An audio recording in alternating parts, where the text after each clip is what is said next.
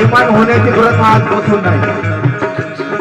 बाबासाहेबांना बैमान झालेले लोक, एक नारायण काजरोळकर नावाचा व्यक्ती होता, एक भाऊराव बोरकर, एक नारायण काजरोळकर आणि तिसरा एक व्यक्ती होता बाळू पालवणकर.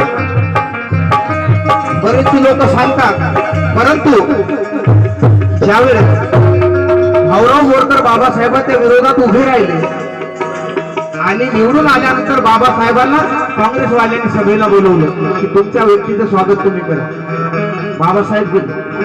बाबासाहेब गेले आणि बोरकरचं स्वागत केलं. काही हरकत नाही म्हणजे बोरकर कोण्याही पक्षात गेला तरी समाजाला विसरू नको, चांगलं काम कर. बोरकर रडला.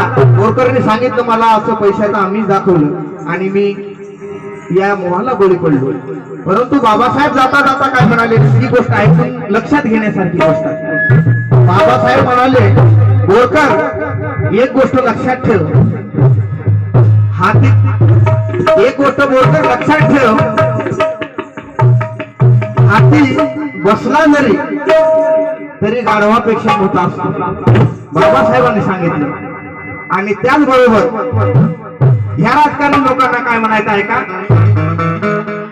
दिल्ली मध्ये गाजतील